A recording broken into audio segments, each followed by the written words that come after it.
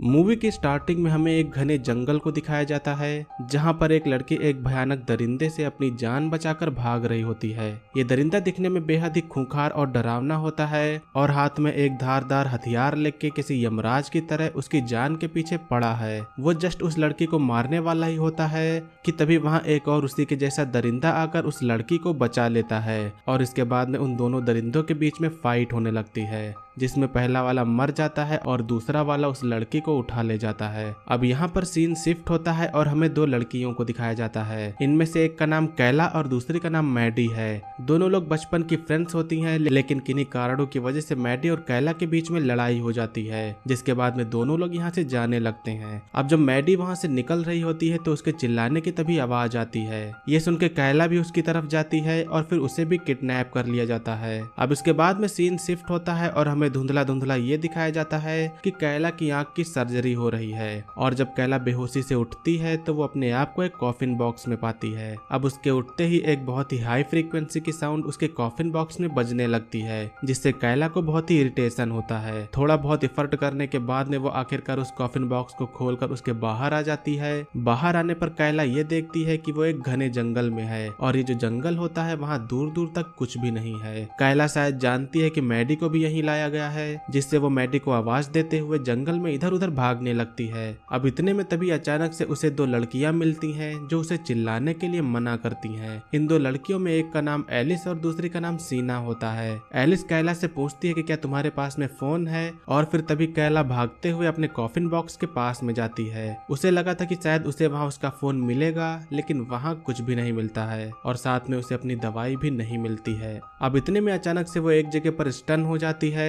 Actually उसे दौरा आने लगा है और देखते ही देखते वो बेहोश हो जाती है। इस समय फेंटेड होते हुए वो ये देखती है कि एक शख्स कुल्हाड़ी लिए हुए आ रहा है। एक्चुअली कैला को एक बीमारी होती है जिसमें उसे बेहोशी के दौरे आते हैं। अब थोड़ी देर बाद कैला को होश आता है, तब सीना यहाँ से चली गई होती है और सिर्फ यहाँ पर एलिस बचती है। दोनों लोगों को ही इस जंगल के बारे में नहीं पता है और वो यहाँ पर क्यों है इसका भी अंदाजा दोनों को नहीं है। अब थोड़ी दूर पर चलने के बाद में उन्हें एक और कॉफिन बॉक्स दिखाई देता है और जब वो उसके करीब जाती हैं तो उनको वहाँ पर एक वैसा ही दरिंदा दिखाई देता है, मानो वो भी किसी को मारने के लिए ढूंढ रहा हो। दोनों लोग उसी कॉफिन बॉक्स के पीछे छिप जाती हैं, लेकिन यहाँ पर कैला को फिर से दौरा आने लगता है। कैला के बेहोश होते वक्त उसे हमेशा कुछ अजीब सा दिखाई देता है, मानो वो किसी की आंखों से कनेक्ट हो।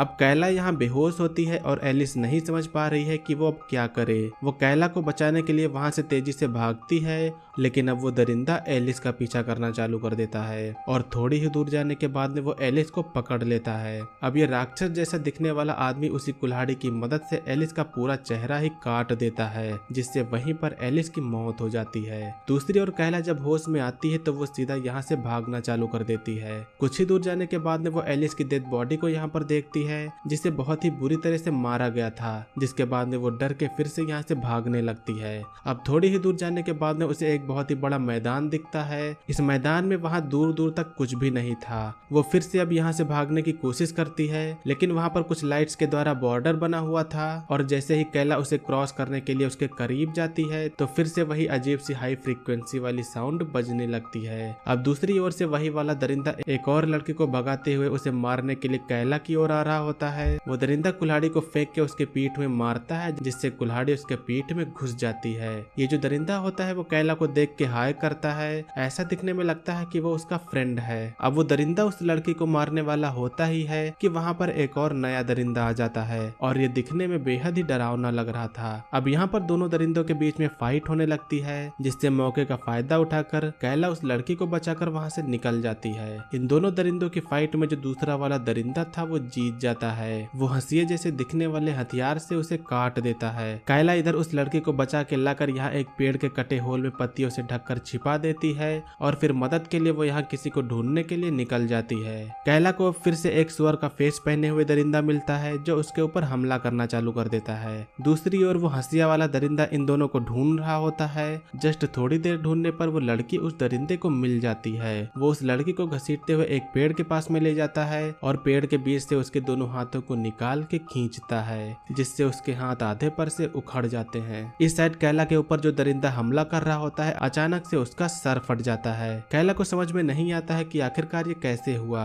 और अब जब कैला वापस आके उसी लड़की को देखती है तो उसकी बेहद ही बुरी तरह से मौत हो गई होती है। कैला को इससे बहुत बुरा लगता है। अब वो अपनी सेफ्टी के लिए एक बड़े से चाकू को लेकर यहाँ से निकलती है और कुछ दूर जाने पर उसे वहाँ कुछ शेल्टर दिखाई देते हैं। कैला यहाँ पर एक शेल्टर में जाती है। उस शेल्टर में जाने के बाद में वो यहाँ अंदर की कुछ चीजों को देख रही होती है कि तभी अचानक से कैला के पीछे कोई आ जाता है, जिससे डर के कैला उसके गले पर तेजी से चाकू मार देती है। कैला सोचती है कि शायद ये कोई दरिंदा होगा, लेकिन ये सब इतना जल्दी हो जाता है कि वो एक्सीडेंटली एक लड़की को ही मार देती है। अब वहाँ पर तभी दो और लड़कियां रोज और सीना आती हैं। सीना को आप लोगों ने स्टार्टिंग में ही देखा था। दोनों ये बात तो समझ जाती हैं कि कैला ने इसे एक्सीडेंटली मारा है, लेकिन रोज एक छोटी टीनेजर गर्ल होती है, उसे अभी भी कैला से डर लग रहा होता है। कैला अब यहाँ पर फिर से एक बार बेहोश होने वाली होती है और इस बार भी उसे कुछ दिखाई देता है। अब इसके बाद में उसे जब होश आता है तो उसे कुछ आइडिया हो जाता है कि यहाँ पर क्या हो रहा है। यहाँ पर ये जो लड़की मरी पड़ी होती है वो उसकी आंख को निकालती है तो वो ये देखती है कि उसमें कैमरा लगा हुआ है, और यही कैमरा यहाँ पर सभी की आंखों में भी लगा हुआ है। इस जगह पर कोई ऐसा है जो हमें ये सब करवा रहा है और वो ये सब हमें करते हुए भी देख रहा है। अब कुछ देर बाद में सीना वापस लौटती है, जिसके बाद में कैला अब उसे भी समझाती है कि यहाँ पर क्या हो रहा है। अब जस्ट थोड़ी देर बाद ही वो हंसिया वाला दरिंदा भी यहाँ पर आ जाता है। वो शेल्टर के अंदर घुसता है, जिसके बाद में सीना और कैला मिलके उस दरिंदे को बाहर भगा देती हैं। कैला और सीना के बीच में अब यहाँ पर यह बात चलती है कि ये जो भी दरिंदे हैं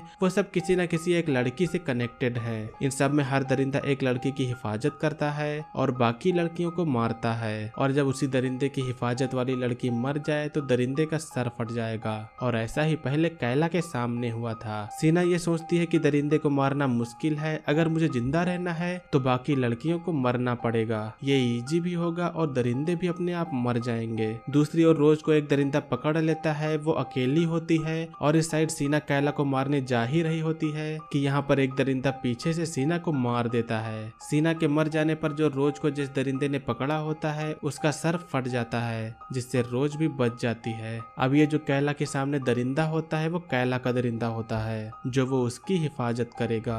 वो दरिंदा काफी इंजर्ड होता है, जिससे फायदा उठा के कैला उसे मार देती है, क्योंकि अगर वो जिंदा रहता तो दूसरी लड़कियों को मारता। अब रोज और कैला दोनों लोग मिलकर मैडी को ढूंढने के लिए निकल जाती हैं और कुछ दूर जाने के बाद में मैडी उन्हें मिल जाती है। कैला और मैडी दोनों लोग आपस में मिलती है और हम यहाँ पर ये देखते हैं कि मैडी का दरिंदा यहाँ पर उसकी हिफाजत कर रहा है, और थोड़ी देर बाद में वो दरिंदा भी यहाँ पर आ जाता है। लेकिन अब यहाँ पर कैला फिर से बेहोश हो जाती है। वो दरिंदा इन दोनों की ओर बढ़ता है, जिसके बाद में रोज अब सोचती है कि उसे अब क्या करना चाहिए। वो यहाँ पर अब सबसे आसान रास्ता चुनती है। वो पीछे से मैडी की गर्दन पर हमला करके उसे मार देती है, जिसके रिस्पॉन्स में वो दरिंदा भी मारा जाता है। थोड़ी देर बाद में कैला जब होश में आती है तो वो मैडी को यहाँ पर मरा हुआ पाती है। मैडी को मरा देख के कैला बहुत ही दुखी होती है। वो उसके बचपन की फ्रेंड होती है, लेकिन यहाँ पर रोज कहती है कि उसके पास में कोई और भी रास्ता नहीं था, जिससे हम दोनों को बचाने के लिए मुझे उसे मारना पड़ा। अब कैला रोज से बहुत ही गुस्सा हो जाती है, जिसके बाद में रोज कैला से यहाँ से दूर भाग जाती है। कैला निराश होकर फिर से उसी बॉर्डर पर जाती है और फिर यहाँ से निकलने का रास्ता सोचती है। वो ये सोचती है कि अगर सारी प्रॉब्लम आंख में लगे सेंसर से ही है तो मैं उसे निकाल क्यों ना दूं, और फिर बाद में वो अपनी एक प्यारी सी आंख को निकाल देती है, जिसके बाद में अब बॉर्डर से वो क्रॉस करके यहाँ से चली जाती है। कैला भी इधर बच जाती है और इस तरफ लास्ट में गेम में सिर्फ रोज बचती है, जिससे वो इसकी विनर हो जाती है।